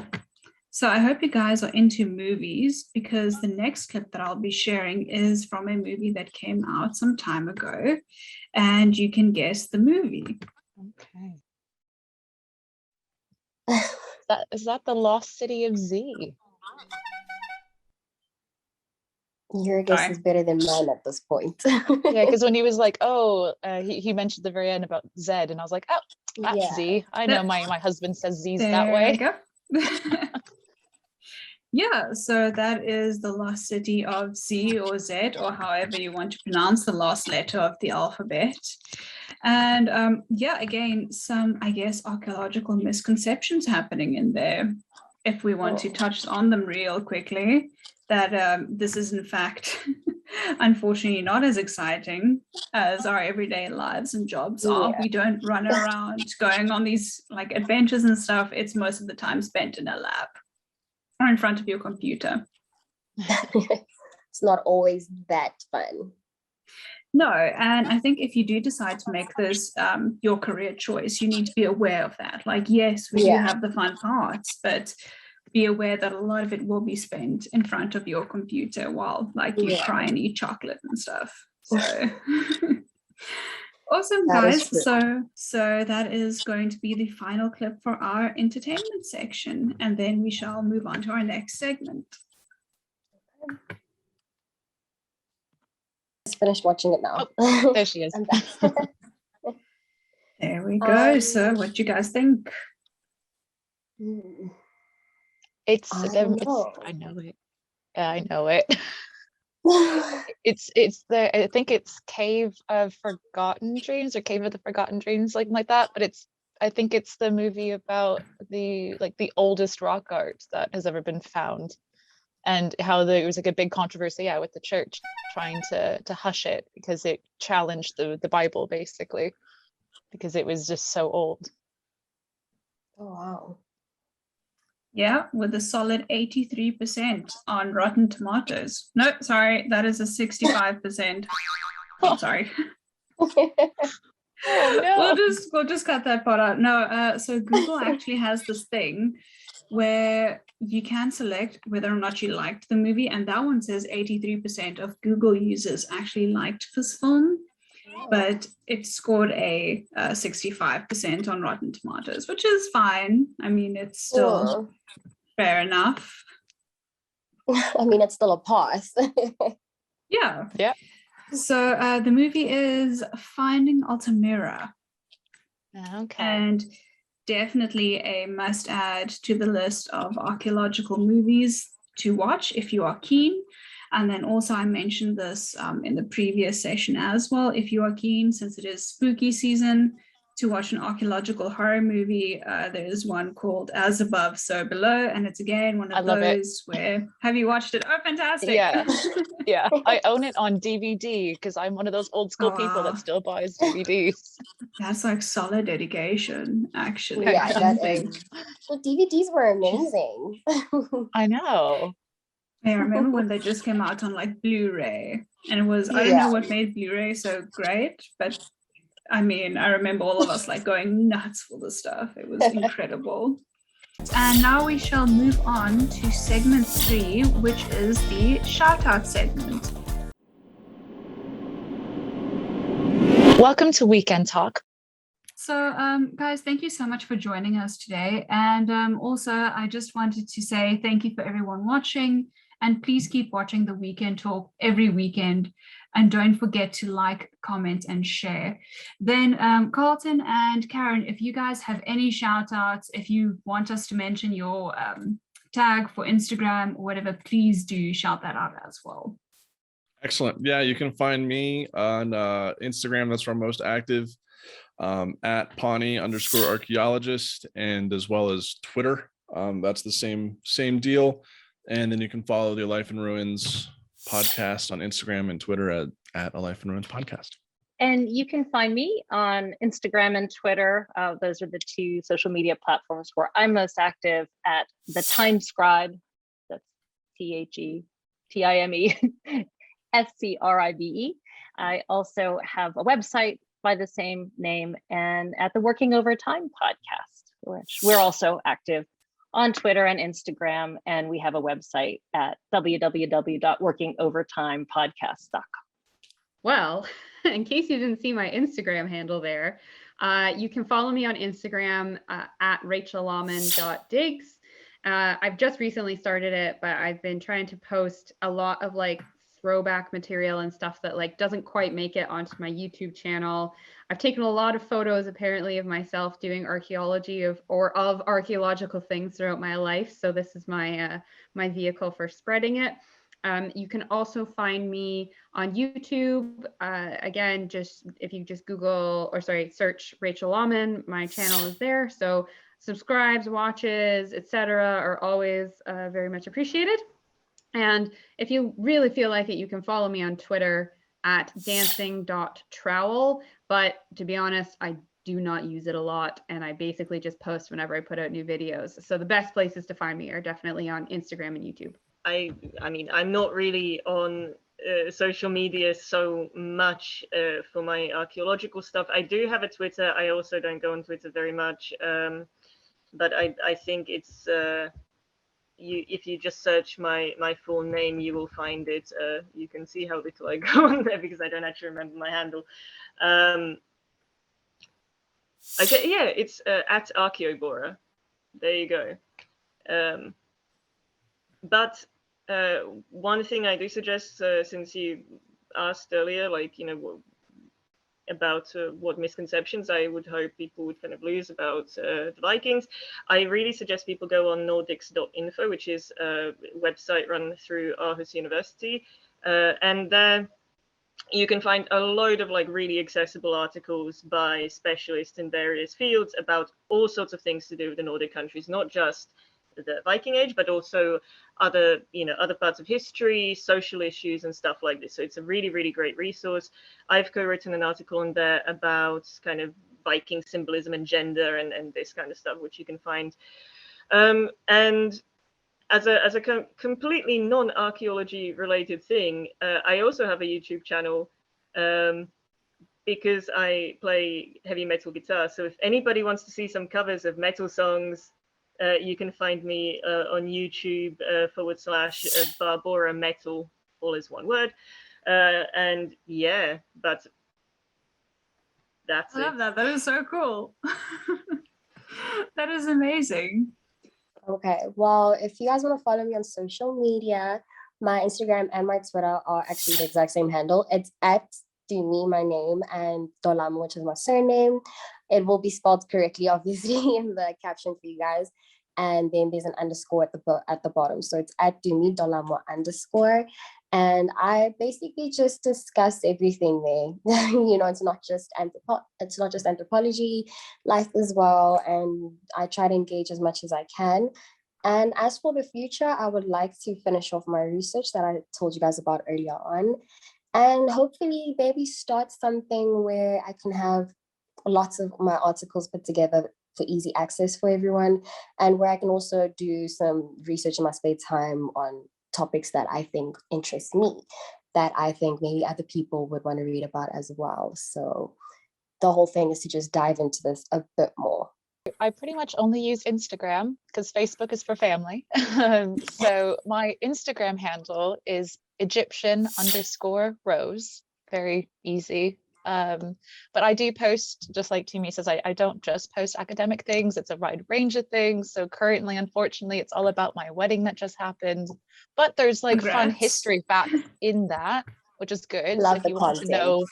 Yeah, I'm just like, no, okay, here's this wedding photo. But English heritage was involved in that. So let me tell you about the site that I got married at, or like the process of textile making, which is for some reason what I like to talk about. So yes, Egyptian_Rose. I talk about my scuba diving, my archaeology, my day-to-day life.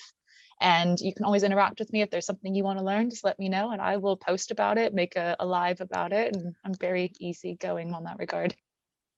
That's hopefully, fantastic.